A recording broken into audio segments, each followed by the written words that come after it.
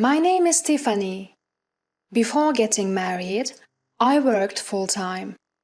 But the truth is, that company had terrible working conditions. I had nearly 90 hours of unpaid overtime. I thought about working even after marriage, but due to health issues, I decided to quit when I got married. Now, I live a healthy lifestyle, waking up and going to bed at regular hours. My health improved drastically after quitting. My husband, Theo, didn't oppose my decision to quit. He seems to love that I am home, doing household chores and welcoming him back from work. Back when we were newlyweds, he would often say, "I'm so lucky to have a wife who welcomes me home." Though, after 5 years, that sentiment became a given. But that's to be expected. Still, issues crop up over the years. My mother-in-law, Sarah, who used to be sweet, now often asks, "When will you give me a grandchild?" every time we visit. And she always chooses to say it when Theo isn't around. Years of hearing this has built up a considerable amount of stress for me. To be honest, I don't want to see her because of the pressure she gives. My father-in-law, John, is a quiet, kind man who doesn't interfere. The irony is, it's Theo who says, "Kids are just a hassle, they also cost a lot." Yet, when confronted with his parents, he acts as if it's none of his business. Once I told him, "If you don't want kids, explain it to your parents." But he shrugged it off saying, "Isn't that a conversation for women?" At crucial times, he evades responsibility with his own set of values. Because of this, to his mother, I seem the wife who can't have children, and he's the husband supporting her. Finally, I tried to clarify. It's Theo who doesn't want kids.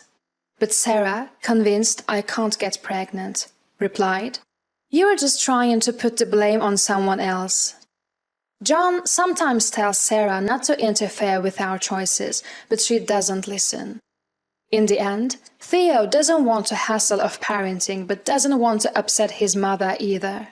It's evident that he's always trying to please his mum. Honestly, I never thought he'd be this unreliable. If a ship were sinking, he'd probably save his mother before me. Yes, he's a bit old-fashioned, but at least you're not living with them.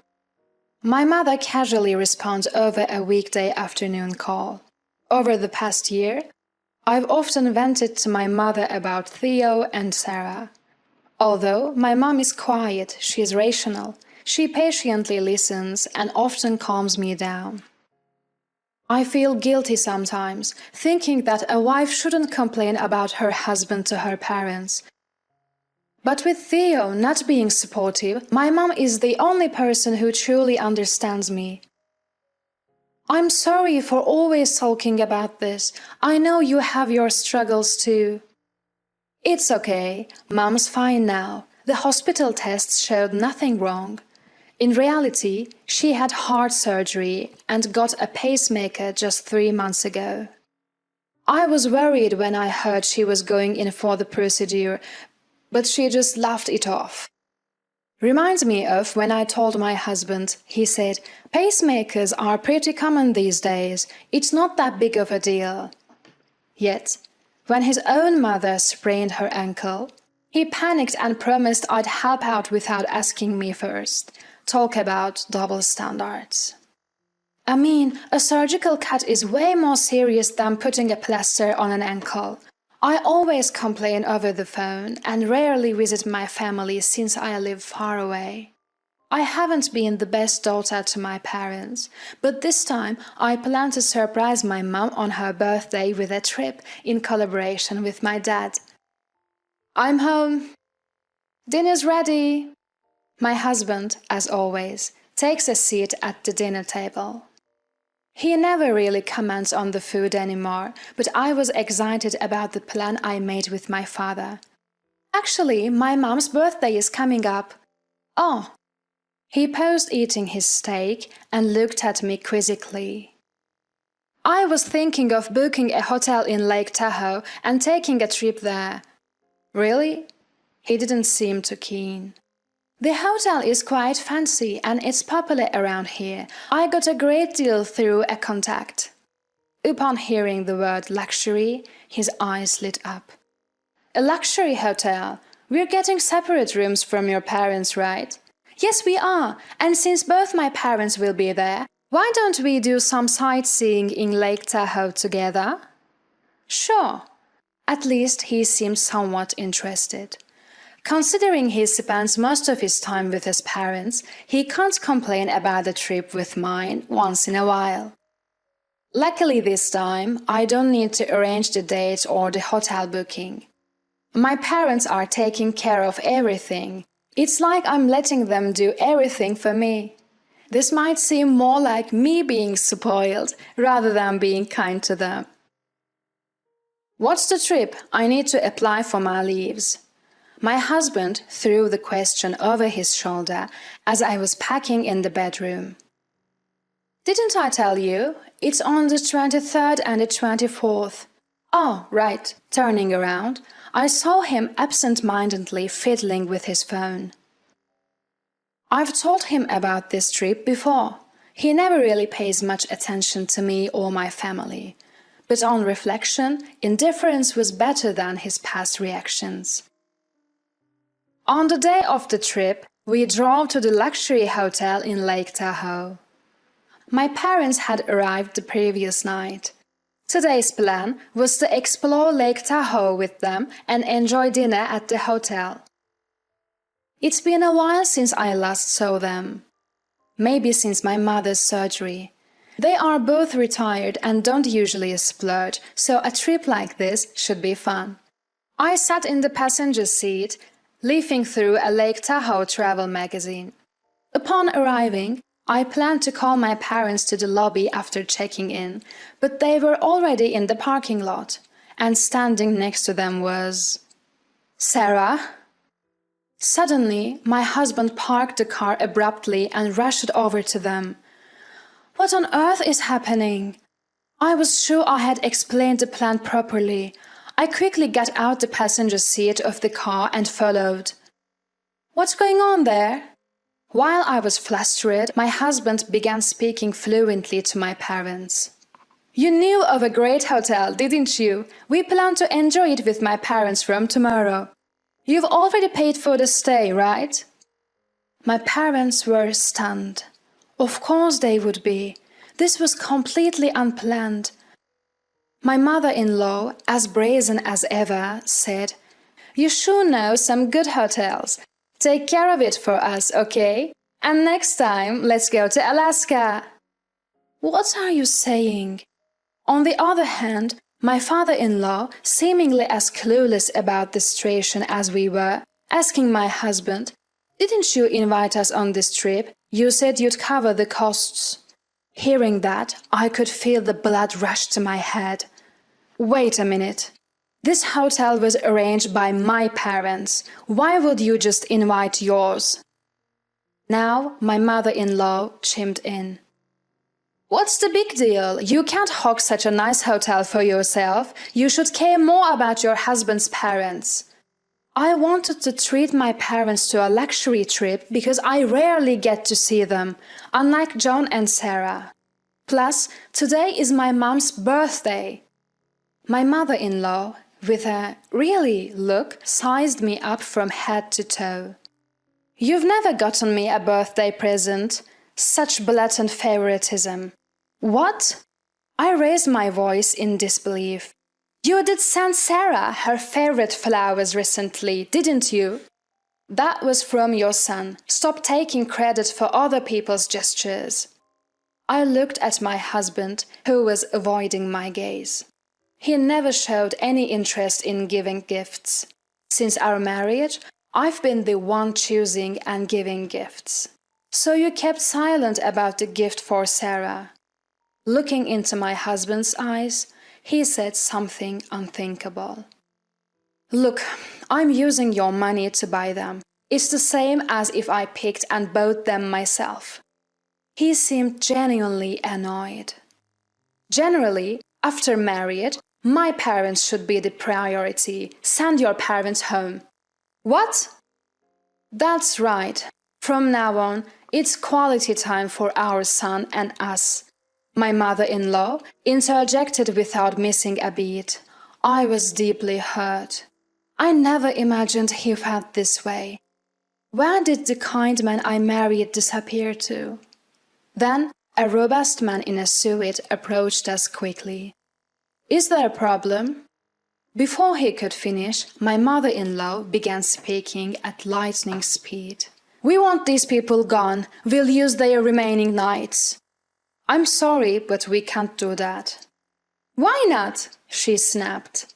"They have already paid, and we have them booked until the day after tomorrow." In her fury, she pointed at me.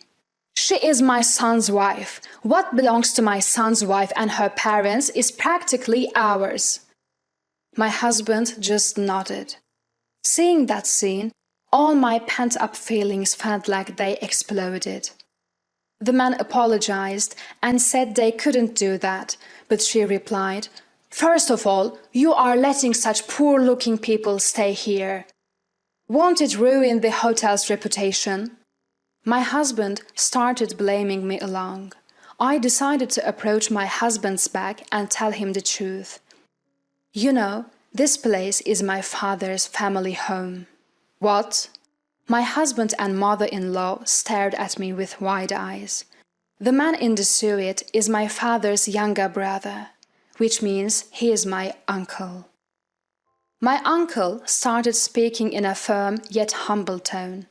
"My brother and I have a big age difference. Back then, our parents were busy with their hotel business. He took care of me like a parent. Everything I have now is because of him." Hearing this, my father became emotional and whispered, When I heard you were staying here, I was truly happy, thinking I could finally repay his kindness.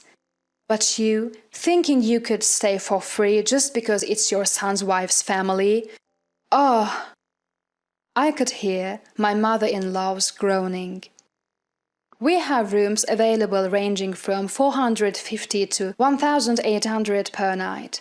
Please proceed the front desk if you are interested." Stunned by the price, my husband and his mother were flustered. "What do? We don't know any other hotels." "What do you expect me to say?" Watching the two, my father-in-law let out a deep sigh. "This is karma for always taking credit for Tiffany's achievements and trying to impress your mother with them." My husband seemed at a loss for words. "I'm truly sorry, everyone. I never thought my son would do something like this." He began to apologize deeply. "No, wait, John," I quickly intervened. "My father-in-law is a victim too. He was invited to the hotel by his son only to find out he'd been deceived. Though my mother-in-law seemed to have been told even more." Suddenly, she had an idea.